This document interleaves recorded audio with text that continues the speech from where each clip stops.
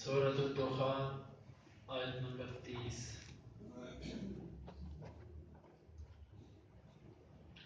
أعوذ بالله السميع العليم من الشيطان الرجيم من همزه ونفخه ونفثه.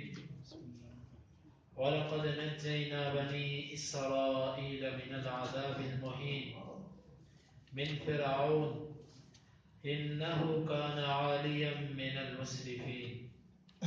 ولقد اخترناهم على علم على العالمين وآتيناهم من الآيات ما فيه بلاء مبين.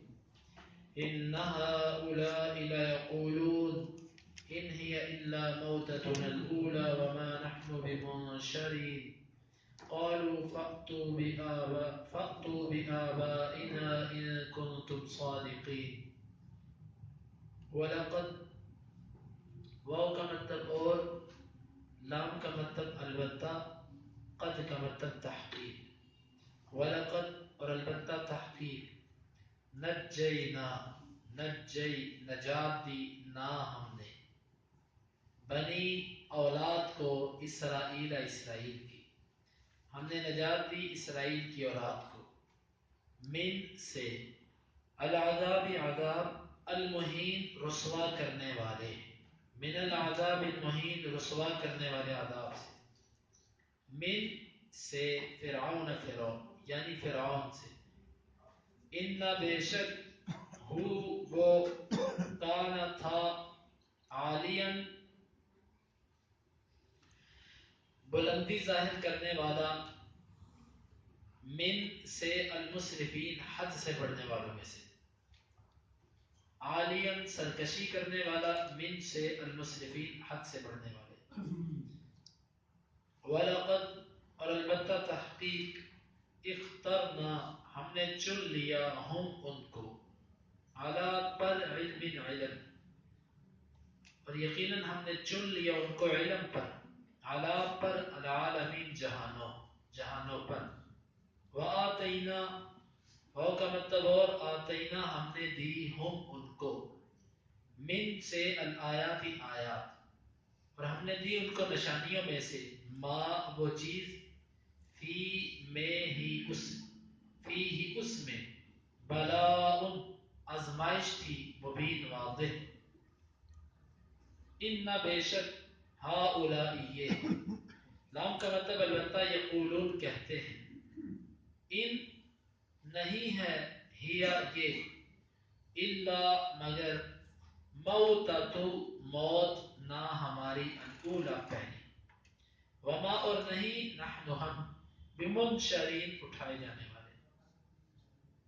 فأتو پس تم لے آؤ، با کا مطلب ساتھ، آبائی باپ، نہ ہمارے، فأتو بآبائنا پس تم لے آؤ ہمارے باپوں کو، ان اگر کنتم ہو تم صادقین سچے. وَلَقَدْ نَجَّيْنَا بَنِي إِسْرَائِيلَ مِنَ الْعَذَابِ الْمُهِينِ اور البتہ تحقیق ہم نے نجات دی بنی اسرائیل کو رسوا کرنے والے عذاب سے، من فرعون یعنی فرعون سے، انہو کان عالیا من المسرفین بے شک وہ ایک سرکش تھا حد سے بڑھنے والوں میں سے. وَلَقَدْ اخْتَرْنَاهُمْ عَلَى الْعَالَمِينَ عَلَى عِلْمٍ عَلَى الْعَالَمِينَ اور یقیناً ہم نے ان کو چن لیا علم پر، تمام جہانوں پر. وَآتَيْنَاهُمْ مِنَ الْآيَاتِ مَا فِيهِ بَلَاءٌ مُبِينٌ اور ہم نے عطا کی ان کو ایسی نشانیاں کہ جن میں واضح آزمائش تھی. إِنَّ هَؤُلَاءِ لَيَقُولُونَ بے شک یہ کہتے ہیں، إِنْ هِيَ إِلَّا مَوْتَتُنَا الْأُولَى وَمَا نَحْنُ بِمُنشَرِينَ نہیں ہے مگر یہ ہماری پہلی موت اور نہیں ہم اٹھائے جانے والے. فَأْتُوا بِآبَائِنَا إِن كُنتُمْ صَادِقِينَ پس تم لے آؤ ہمارے باپوں کو اگر تم سچے ہو.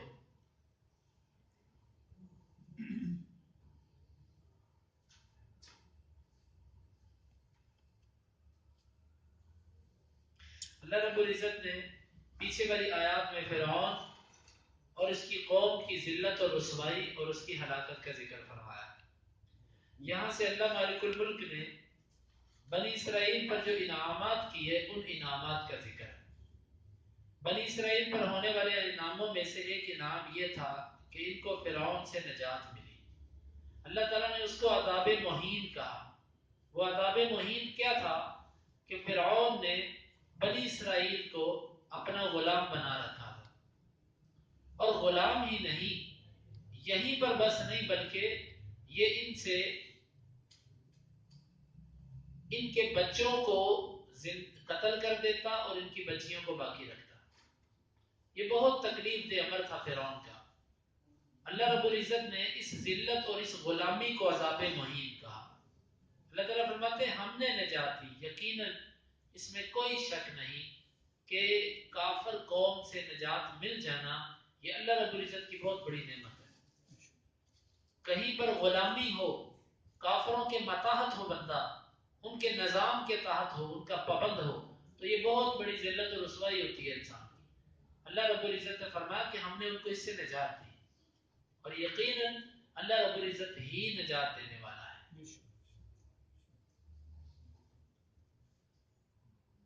اور یقیناً ہم نے نجات دی بنی اسرائیل کو من العذاب المہین، رسوا کرنے والے عذاب سے، من فرعون یعنی فرعون سے۔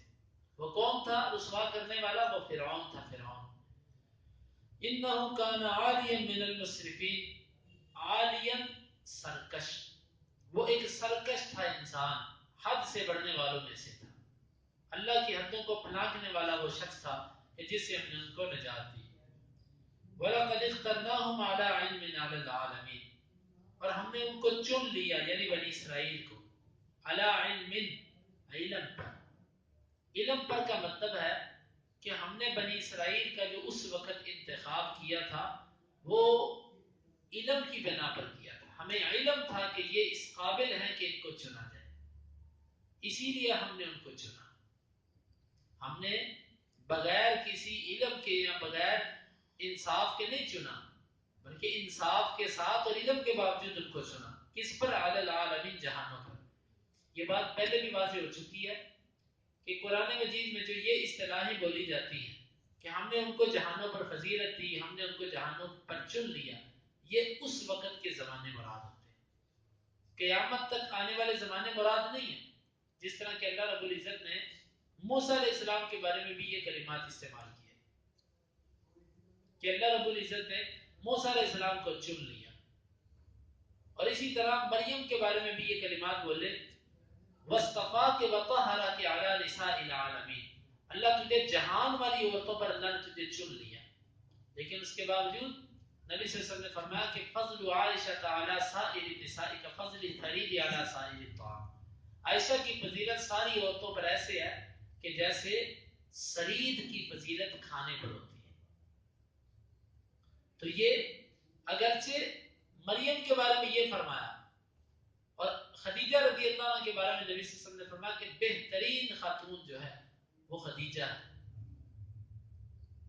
تو اس سے یہی معلوم ہوتا ہے کہ جو بنی اسرائیل کے بارے میں اللہ رب العزت نے ایسی جو اصطلاحیں استعمال کی ہیں، اس کا مطلب ہوتا ہے کہ وہ صرف اس زمانے میں تھے، تا قیامت نہیں ہے۔ ہمیں اللہ رب العزت نے امت محمدیہ کو فرمایا کہ کنتم خیر امت اخرجت للناس، تم بہترین امت ہو جو لوگوں کے لیے نکالے گئے۔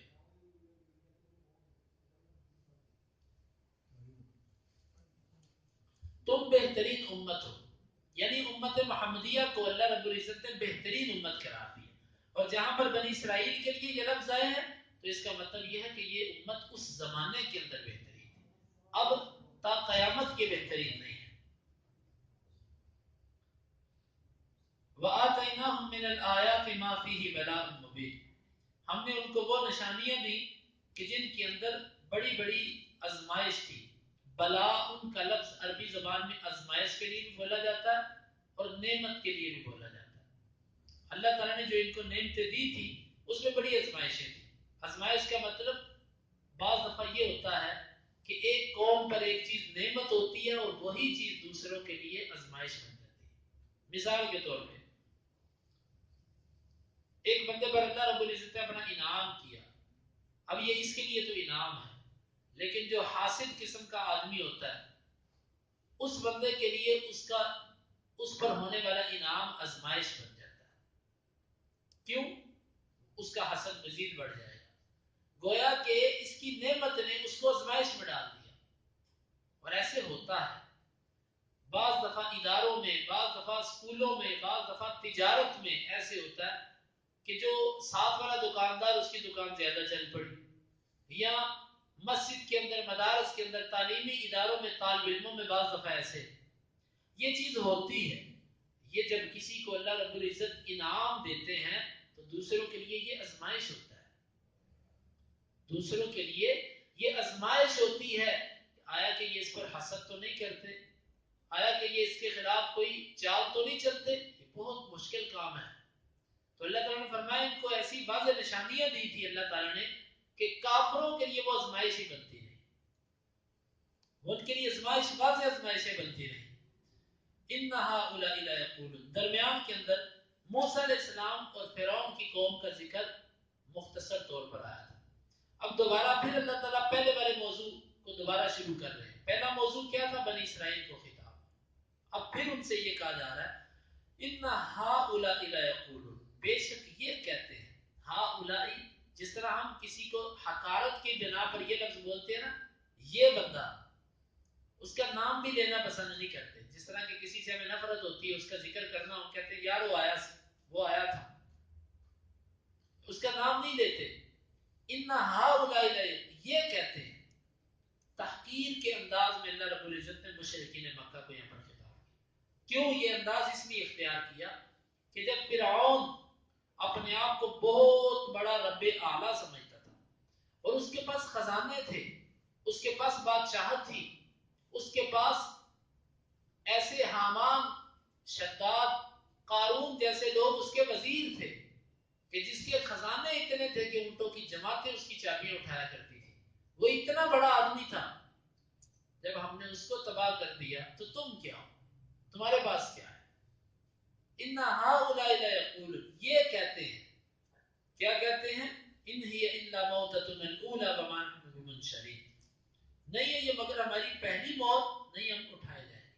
وہ کہتے تھے کہ قرآن کے اندر جو دو زندگیوں اور دو موتوں کا ذکر ہے نا، اس کو وہ تسلیم نہیں کرتے تھے، اس کو وہ مانتے نہیں تھے۔ وہ کہتے تھے نہیں، یہ موت نہیں ہے، ہمیں صرف اور صرف ایک ہی موت آئے گی، وَمَا نَحْنُ بِمُنشَرِينَ، اور مرنے کے بعد ہم اٹھائے نہیں جائیں گے۔ اور دلیل کے طور پر کہتے فَأْتُوا بِآبَائِنَا إِن كُنتُمْ صَادِقِينَ، اگر تم کہتے ہو کہ ہم مرنے کے بعد اٹھائے جائیں گے، ہمارے باپ دادا کو مرے ہوئے اتنے 100 سال ہو چکے، لاؤ نا ان کو، اٹھا کر دکھاؤ ہمیں۔ جب تم نہیں کر سکتے تو پھر ثابت ہوا کہ ہم مرنے کے بعد نہیں اٹھائے جائیں گے۔ یہ ان کی جہالت تھی جس کا اللہ رب العزت نے یہاں پر ذکر فرمایا۔